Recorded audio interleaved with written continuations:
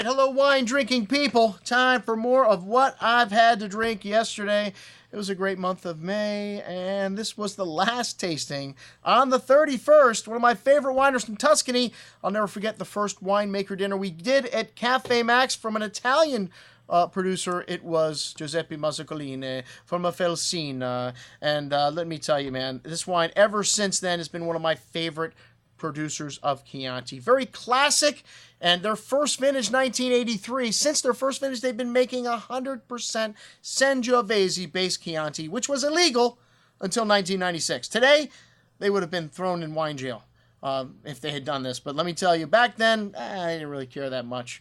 But today, you can make 100% Sangiovese. Back then, you had to blend it with Malvasia, Trebbiano, other white grapes. And I love the fact that they have resisted the Gran Selezione, because this is one of the most confusing things that has happened in Chianti, the Chianti world for me in the last couple of years. People are already confused at Chianti. Hey, some people still remember those wicker baskets that they used to save and put candles in that had lightly colored, almost rosé-like red wines.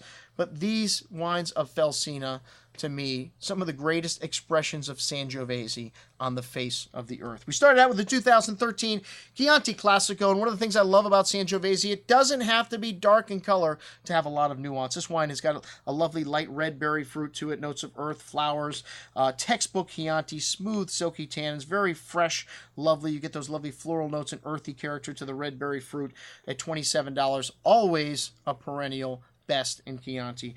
The Chianti Classico Riserva, and this is a selection. It's 100% Sangiovese as well, and this wine aged a little bit longer and showing a little bit more character, a little bit more concentration, a lovely juicy core of red berry fruit, red licorice spice, tobacco, mushroom, earthy characters. This wine's got fine silky tannins. These 11s have got nice balance and structure, but they're already showing nice in terms of their fruit.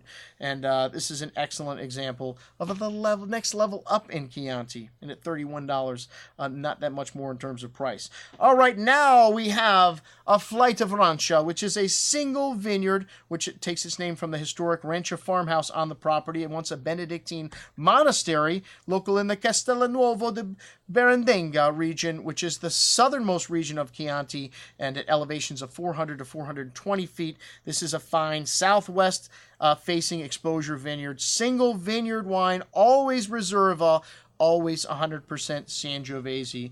And the soil here is unique also, Galestro marl and really limestone-derived Albarese, classic to this Castelnuovo Berendenga region. This wine's got the 1988 vintage, and most people would say 88 vintage Chianti. Can you keep Chianti that long? This wine, you can. And let me tell you, this wine still had some lovely light red berry fruit to the nose, hints of dried meat, leather, licorice spice, more and more coming out as this wine